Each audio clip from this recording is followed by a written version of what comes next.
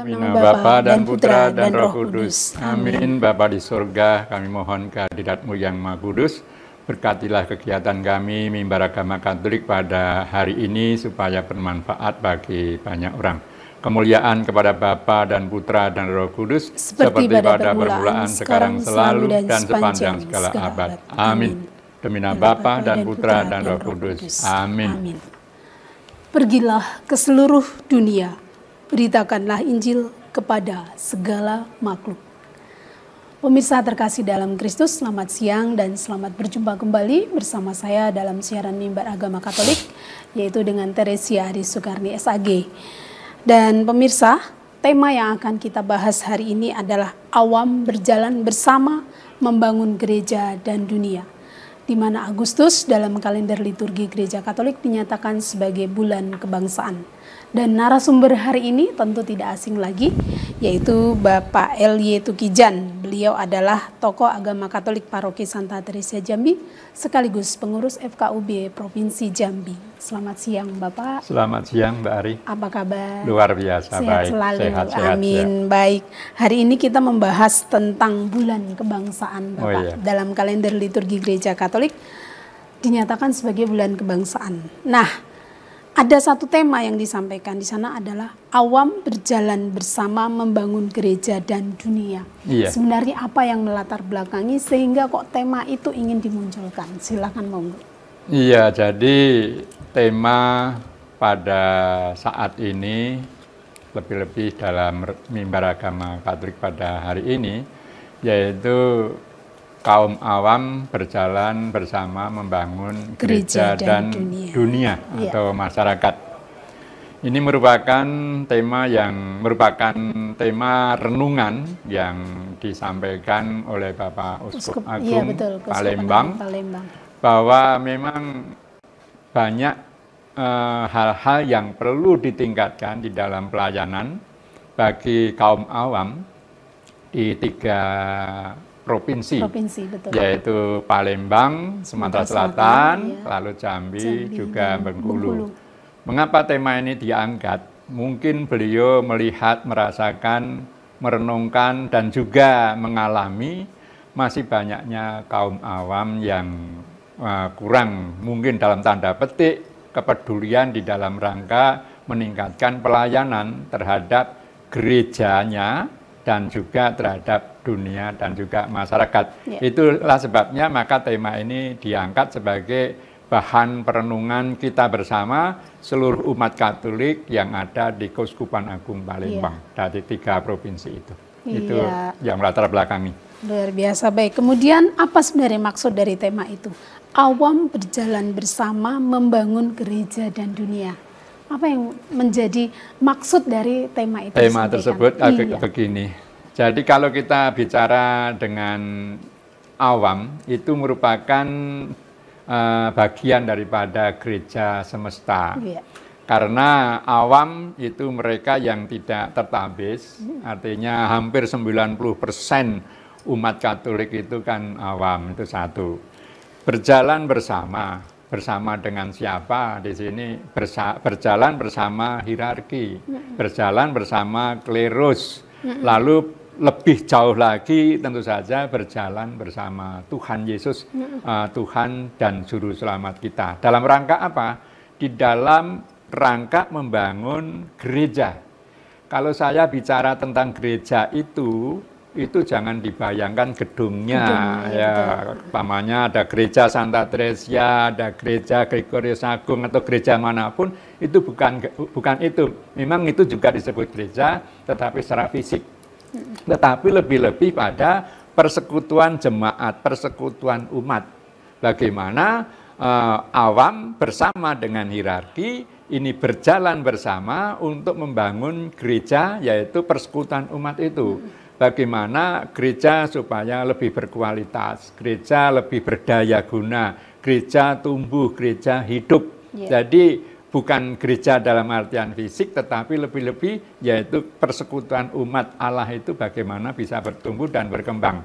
Lalu kalau bicara dengan dunia itu lebih konkret lagi, yaitu masyarakat kita sekitar. yaitu di mana kita tinggal, di mana kita hidup, di mana kita berkembang, kita menyejarah, itu bagaimana. Maka tema ini sangat cocok sekali, bagaimana peranan awam, lebih-lebih awam, yaitu non-tertabis, ambil bagian di dalam membangun persekutuan jemaat, persekutuan umat. Lalu bagaimana juga mereka hadir di tengah-tengah masyarakat, ikut membangun kebersamaan di dalam masyarakat, mengembangkan masyarakat, menumbuh kembangkan masyarakat, sehingga masyarakat lebih manusiawi, yang sesuai, dan itu merupakan tugas seluruh umat beriman. Jadi bagaimana awam ambil bagian membangun gerejanya, persekutuannya, sekaligus juga membangun masyarakat sekitarnya supaya lebih manusiawi, lebih baik. Ini sebenarnya yang disampaikan di sana. Ini adalah tema besar ya? Tema besarnya. Awam berjalan bersama membangun gereja dan dunia. Nah, di dalam pertemuan mingguan dalam setiap bulan, di Agustus, ada juga di bulan Prapaskah, kemudian masa Advent. Nah, sekarang kita masuki di bulan kebangsaan. Ada tema-tema kah yang akan disampaikan dari tema sub-sub tema dari tema besar ini, Pak? Jadi karena ini masuk pada bulan Agustus, berkaitan dengan hari yang bersejarah bagi bangsa Indonesia, bagaimana bangsa Indonesia dengan penuh keberanian memproklamirkan kemerdekaan di tengah-tengah yang tidak gampang. Saat itu Jepang masih ada di Indonesia, maka bulan Agustus bagi bangsa Indonesia itu merupakan bulan yang luar biasa. Lalu dengan sekian banyak sub-sub tema yang ditayangkan di sana, yang dicatat di sana memang banyak, tetapi saya lebih mensoroti pada tema yang keempat, yaitu kaum awam membela negara, karena berkaitan dengan bulan Agustus. Jadi kita sebagai awam itu tidak bisa ya terlepas dengan tugas kita sebagai bangsa Indonesia, warga Indonesia, bagian dari bangsa ini, kita dipanggil untuk ambil bagian untuk membela negara di mana kita tumbuh dan berkembang. Karena negara kita itu sebenarnya juga berada di dalam, mungkin ada kelompok-kelompok dari luar, kekuatan-kekuatan yang dari luar, mencoba untuk menggoyang-goyangkan kehidupan berbangsa dan bernegara itu. Maka dari itu kaum awam itu juga wajib ambil bagian di dalam membela negara, supaya negara kita itu tempat di mana kita menyejarah, ini kita bisa bertumbuh, berkembang, dan akhirnya menjadi negara maju seperti yang dicita-citakan oleh para pater bangsa, yaitu bapak-bapak bangsa kita. Kita kan mencoba untuk 100 tahun yang akan datang bahwa Indonesia itu menjadi negara yang besar, sejajar dengan negara-negara besar di dunia. Maka dari itu peran kaum awam itu, anggota gereja, ini juga tidak bisa tinggal diam, ambil bagian di dalam pembelaan terhadap negara kita, yaitu Indonesia yang kita cintai. Oke, di situ ya. Iya, baik, luar biasa Bapak. Dan pemirsa terkasih dalam Kristus, mari kita saksikan pariwara berikut ini.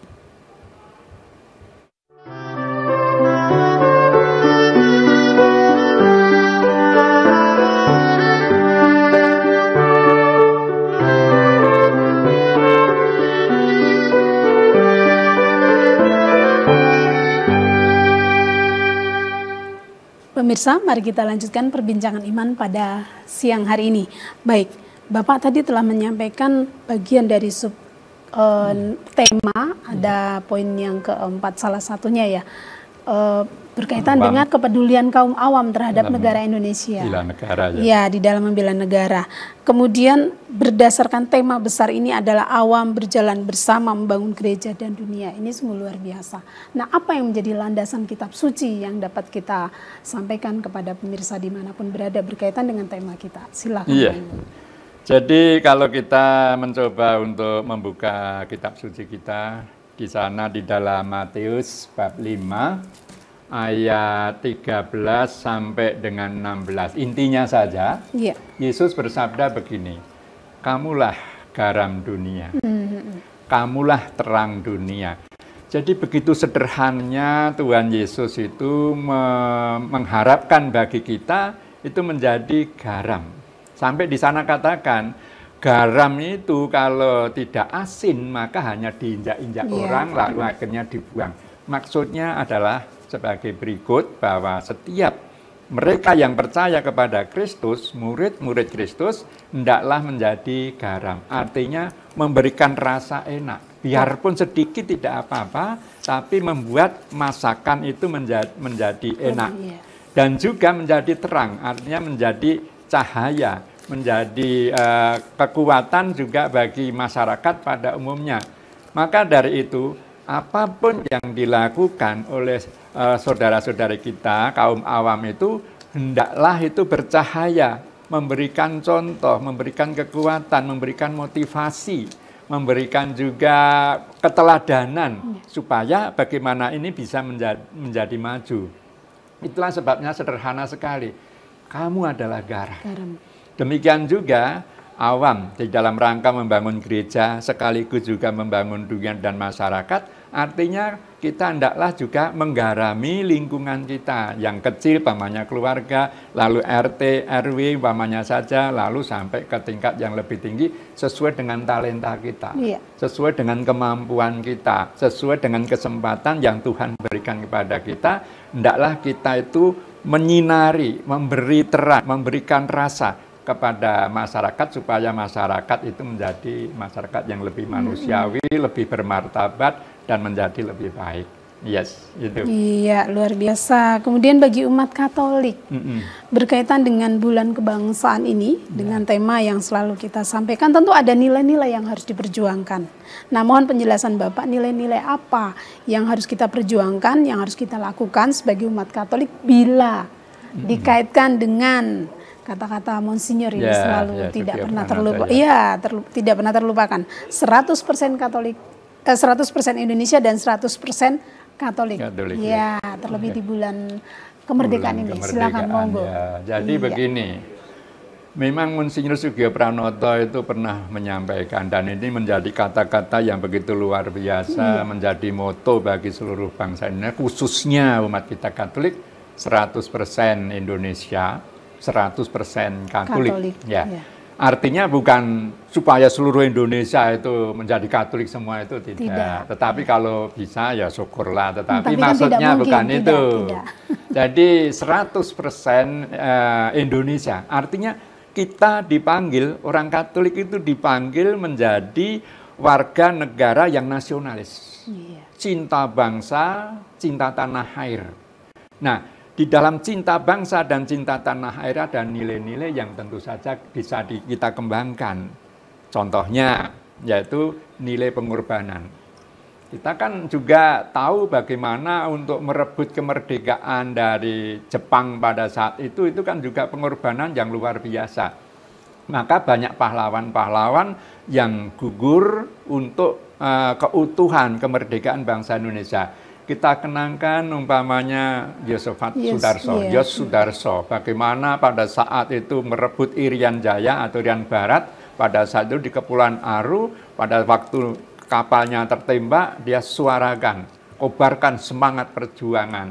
Yosudarso, bagaimana Adi Sucipto pada saat itu membawa obat-obatan, pesawatnya ditembak di Ngoto di dekat Yogyakarta itu. Demikian juga ada Slamet Riyadi. Monsinyur Sugio Pranoto sendiri akhirnya di situ juga diangkat menjadi pahlawan. Jadi panggilan nilai yang harus diperjuangkan yaitu cinta bangsa, cinta tanah air, dan di sana ada nilai-nilai pengorbanan itu satu. Lalu yang kedua yang tidak kalah pentingnya yaitu kita sebagai bangsa Indonesia harus melaksanakan tugas-tugas negara demi kemajuan negara dan bangsa. Itu yang didasari oleh dasar yaitu kasih dan juga hukum-hukum yang disampaikan oleh Kristus. Kejujuran. Tidak gampang sekarang menjadi seorang yang benar-benar jujur, lalu rendah hati. Demikian juga di situ semangat untuk pantang menyerah di dalam melaksanakan tugas. Kita kenangkan saudara-saudari kita yang bertugas di atas, di puncak gunung, di parit-parit, lalu mungkin di bukit-bukit yang jauh dari keramaian. Mereka juga ingin memajukan bangsanya. Di sana boleh dikatakan bagaimana bangsa itu bisa maju. Seperti yang anak saya yang kebetulan bertugas di perbatasan Malaysia. Listrik belum ada. Jalan harus jalan air. Selalu sepi, gosok-gosok sendiri, masak-masak sendiri. Itu semua demi kemajuan bangsa dan negara sesuai dengan kondisinya. Jadi bekerja keras, lalu juga jujur, lalu juga tanggung jawab. Ini merupakan panggilan yang harus kita laksanakan di dalam membangun masyarakat atau negara atau bangsa. Demikian juga kita kan juga sudah dicanangkan 4 pilar itu luar biasa itu para bapak-bapak bangsa kita. 4 pilar yang harus ditegakkan karena ini mencoba untuk digoyang, termasuk yaitu Pancasila yang menjadi dasar perekat bangsa yang harus kita pertahankan dengan segala macamnya. Jangan sampai diganti dengan dasar-dasar yang lain ini yang akan mengacaukan. Lalu Bhinneka Tunggal Ika, kesatuan. Realitas Indonesia itu kan berbangsa-bangsa, bersuku-suku, beragama, macam-macam, adat istiadat yang berbeda. Nilai itu juga harus kita kembangkan, kebinekaan itu. Maka di dalam Kemenak itu ya, Kementerian Agama dicanangkan moderasi beragama. Karena moderasi itu perekat antar penganut-penganut agama supaya bisa hidup berdampingan, damai dan sejahtera ya, sehingga begitu rukun. Karena memang ada unsur-unsur yang berusaha untuk memecah belah melalui agama itu yang paling gampang, paling riskan itu. Maka di situ Bhinneka Tunggal Ika dikembangkan. Lalu NKRI itu harga mati, ya harga mati. Lalu Undang-Undang Dasar 45 sebagai landasan, sebagai rambu-rambu bagaimana kita berbangsa dan juga bernegara. Itu kita pertahankan sehingga tepat sekali 4 pilar di dalam hidup berbangsa dan bernegara itu sesuatu yang harus kita pertahankan. Maka sebagai bangsa, nilai pengorbanan, nilai perjuangan dengan segala macamnya, termasuk ambil bagian menegakkan 4 pilar kebangsaan kita supaya bangsa Indonesia jaya, utuh, lalu juga tidak gampang digoyang sana, goyang sini. Karena ada kekuatan-kekuatan luar atau dari dalam yang kadang-kadang berusaha untuk mengacaukan, menggoyangkan negara kita. Nah, itulah nilai-nilai yang harus kita perjuangkan. Umat Katolik harus ambil bagian secara aktif. Ya harus sungguh-sungguh berusaha bagaimana menjadi warga negara yang baik, membayar pajak, mentaati aturan-aturan yang berlaku, patuh kepada pimpinan. Kita kan yakin pimpinan kita itu pimpinan yang dipilih oleh Tuhan untuk mengatur segala sesuatu. Maka nilai-nilai itulah yang harus kita hidupkan, kita wujudkan, kita kembangkan sebagai umat Katolik, yaitu kaum awan, ambil bagian kita di negara ini. Oke. Iya, apalagi Katolik itu artinya umum universal, terbuka. Iya, baik.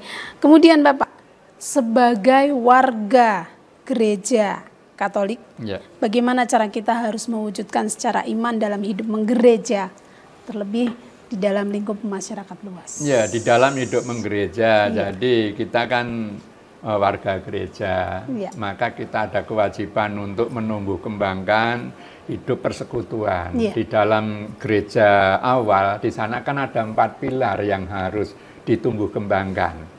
Persekutuan, koinonia, lalu juga pelayanan, liturgi, mendengarkan dari para rasul itu, ajaran, lalu martiria. Jadi sebagai anggota gereja itu kita berkewajiban untuk mengkonkretkan 5 pilar hidup menggereja itu, bagaimana supaya di dalam hidup menggereja terjadi persekutuan yang diharapkan seperti gereja purba itu satu. Lalu kaitannya dengan masyarakat, maka gereja ini berusaha untuk hadir ambil bagian di dalam membangun masyarakat, contohnya dalam bidang pendidikan. Di mana-mana sajalah bidang pendidikan itu gereja ambil bagian, dan yang didirikan oleh gereja umumnya baik. Sebab kalau tidak baik untuk apa? Ya, maka supaya bercahaya baik. Kita mengenal untuk di Jambi kan ada Xaverius, lalu ada De Brito di Jogja itu Santa Maria, lalu juga ada Carolus, ada Van Lith, dengan segala macam. Pokoknya dalam bidang pendidikan harus baik, karena itu membentuk karakter bangsa. Ya, karakter anak-anak yang membangun itu. lalu dalam bidang kesehatan, rumah sakit, lalu juga dalam bidang sosial pelayanan, juga berkaitan dengan menata lingkungan supaya menjadi lebih baik martabatnya. Jadi itu yang harus kita lakukan sebagai anggota gereja. Ya, yes. Baik, Bapak dan juga pemirsa terkasih dalam Kristus, mari kita saksikan pariwara berikut ini.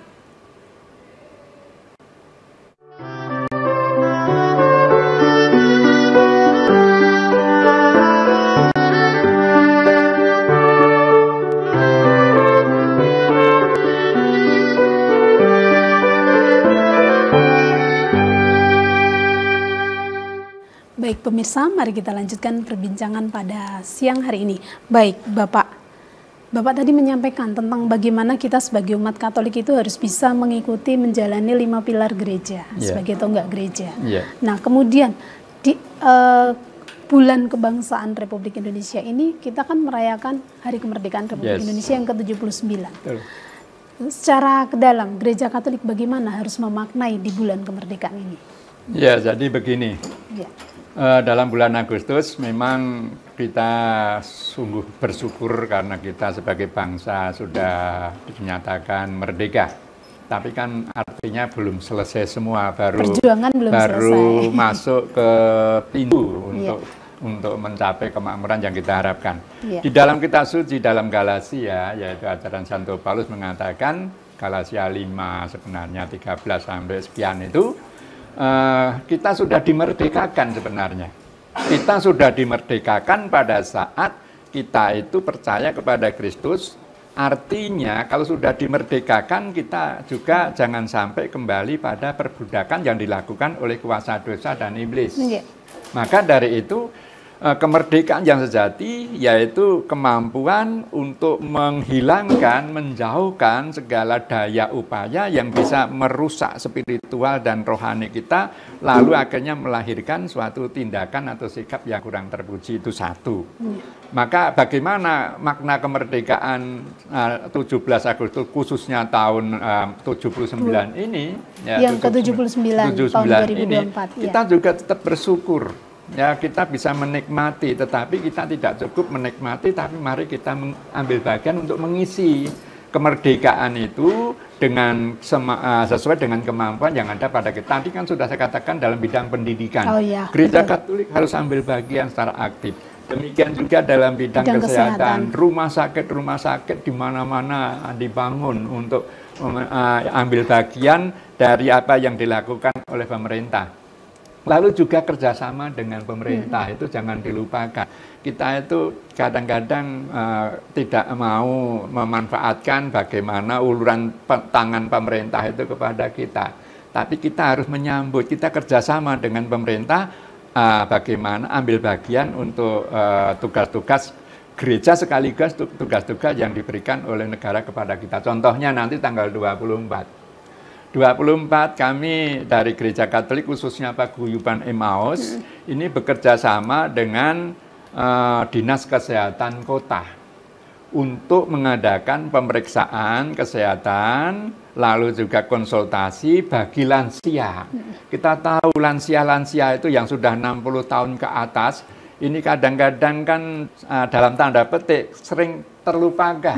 Mereka kadang-kadang merasa kesepian, mereka kadang-kadang merasa tidak tersapa. Maka Paguyuban Emmaus kerjasama dengan Persekutuan Doa Trinitas, lalu kerjasama dengan Dinas Kesehatan Kota, ini bersama-sama untuk memberikan pelayanan kepada para lansia itu dalam rangka menjaga kesehatannya, supaya mereka juga, kalau lansia sehat, negara itu juga kuat. Maka jangan melupakan kita perlu kerjasama dengan pemerintah, karena pemerintah itu hakikatnya juga berusaha untuk membangun kebersamaan dengan kita.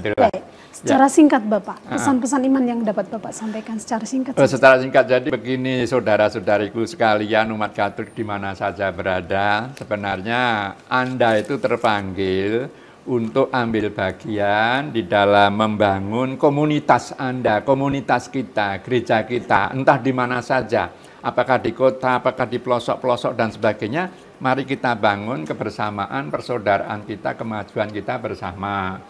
Lalu yang kedua juga ambil bagian termasuk anggota KUR, anggota ini itu dan sebagainya supaya untuk kemajuan bersama. Dan juga kita hidup di tengah masyarakat, mari kita bersama-sama ambil bagian sumbangsih kita untuk masyarakat di sekitar kita, entah gotong royong, jadi pengurus RT, entah pengurus pemuda atau apa saja, itu demi kemajuan bersama. Jadi jangan sampai melupakan hidup di dalam negara, ambil bagian di dalam perkembangan negara, demikian juga gereja. Tuhan memberkati dan juga selamat ya, kita menikmati kemerdekaan yang 79 tahun. Iya, baik. Oke. Terima kasih untuk kebersamaannya Bapak dan pemirsa terkasih. Sebagai umat Katolik kita harus mampu berpikir dan bersikap secara dewasa dalam iman, mampu menjadi garam dan dapat dikenali oleh rasanya, serta sebagai bahan pengawet yang penting dan memiliki makna kekuatan yang baik dan berani melebur dalam kondisi kebersamaan dengan segala keprihatinan dan kekhawatiran di masyarakat. Akhir kata, saya Teresia Ari Sukarni mengucapkan terima kasih, selamat sore, Tuhan memberkati, dan Dirgahayu Republik Indonesia yang ke-79.